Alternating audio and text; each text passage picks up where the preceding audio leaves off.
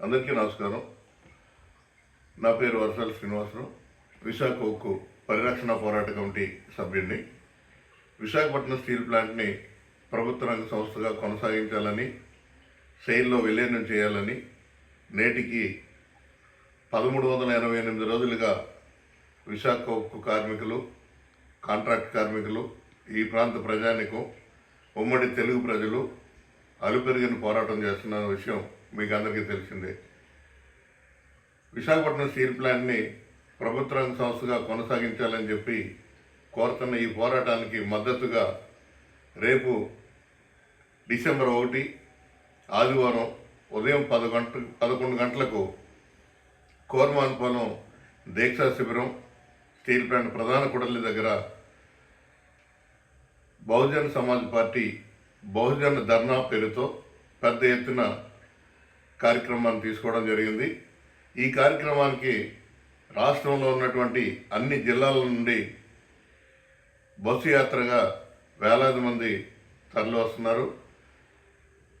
ఈ కార్యక్రమాన్ని పురస్కరించుకొని విశాఖపట్నం స్టీల్ ప్లాంట్లో ఉన్నటువంటి కాంట్రాక్ట్ కార్మికులు, ఉక్కు ఉద్యోగులు, అలాగే ఈ ప్రాంతంలో ఉన్నటువంటి ప్రధానంగా నిర్వాసిత యువత, విద్యార్థులు, యువజన సంఘాలు, మహిళా సంఘాలు పెద్ద ఎత్తున పాల్గొని సభను విజయవంతం చేయడం ద్వారా కేంద్ర రాష్ట్ర ప్రభుత్వాలకు మరొక్కసారి విశాఖ ఉక్కు బాణీని వినిపించవలసిన అవసరం ఉందని చెప్పి గట్టిగా నమ్ముతూ విశాఖ ఉక్కు పరిరక్షణ పోరాట కమిటీ తరఫున అందరికీ ఈ కార్యక్రమంలో పాల్గొనాలని చెప్పి విజ్ఞప్తి చేస్తున్నాం. అలాగే నేటికి విశాఖపట్నం స్టీల్ ప్లాంట్లో గత 2-3 నెలలుగా ఉత్పత్తి కొంత మెరుగుపడింది. 2 బ్లాస్ట్ ఫర్నేసుల్లోని 13,000 నుంచి 14,500 మెట్రిక్ టన్నుల వరకు లిక్విడ్ స్టీల్ అయితే వస్తుంది. అలాగే గత నెల 1,300 కోట్లు సేల్ జరిగింది. ఈ నెల క్యాష్ అడ్వాన్స్ రూపాయన 1,300 కోట్లు ఈ రోజుకి కలెక్షన్ జరిగింది. అలాగే 1,200 కోట్ల రూపాయలు సేల్ జరిగింది.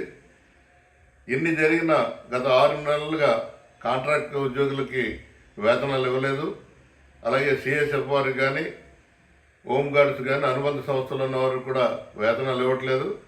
అలాగే ఉక్కు ఉద్యోగులకు, అధికారులకు, కార్మికులకు కూడా 35%, 30% చెప్పిన అరకొరగా జీతాలు ఇస్తూ గత 2 నెలలుగా యాజమాన్యం అనేక ఇబ్బందులు గురి చేస్తుంది.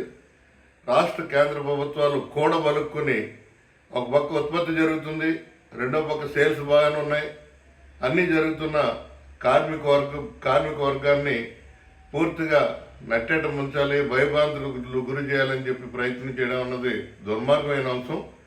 ఇప్పటికైనా సరే కేంద్ర ప్రభుత్వంపై ఒత్తిడి తీసుకొచ్చి విశాఖపట్నం స్టీల్ ప్లాంట్లో ప్రస్తుతం జరుగుతున్నటువంటి అనిశ్చితని, వివక్షతను పూర్తిగా రూపుమాపాలని చెప్పి రాష్ట్ర గౌరవ ముఖ్యమంత్రి గారికి ఇప్పటికే తెలియజేయడం జరిగింది. అయినా పరిస్థితిలో ఏ ఒక్కటి కూడా ముందుకు జరగని పరిస్థితి, మార్పు రావట్లేదు. రేపు సమావేశంలో బీఎస్పీ పార్లమెంట్ సభ్యులు కూడా పాల్గొంటారు కాబట్టి రేపు వచ్చే ఈ జరుగుతున్న పార్లమెంట్ సమావేశాల్లో విశాఖపట్నం స్టీల్ ప్లాంట్కి సంబంధించిన అంశాలని ఉభయ సభల్లోనూ కూడా లేవనెత్తాలని చెప్పి వారి ద్వారా విశాఖ ఉక్కు పరిరక్షణ పోరాట కమిటీ కోరుతుంది.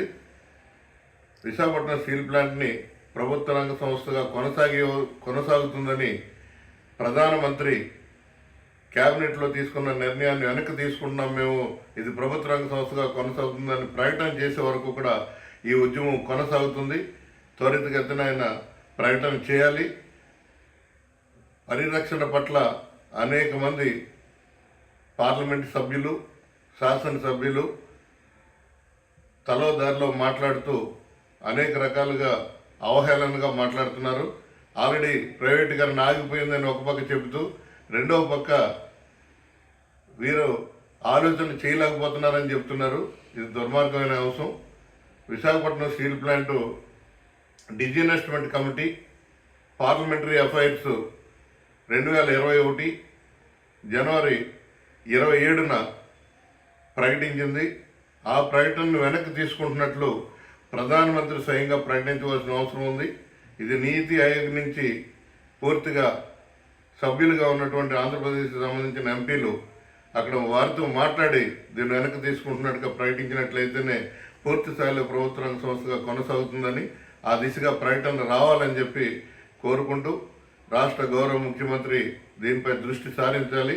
త్వరితగతిన కార్మికుల ఉద్యోగుల వేతనాలు ఇవ్వాలి, ప్రభుత్వ రంగ సంస్థగా కొనసాగించాలని చెప్పి మీ ద్వారా కోరుతున్నా. Thank you very much.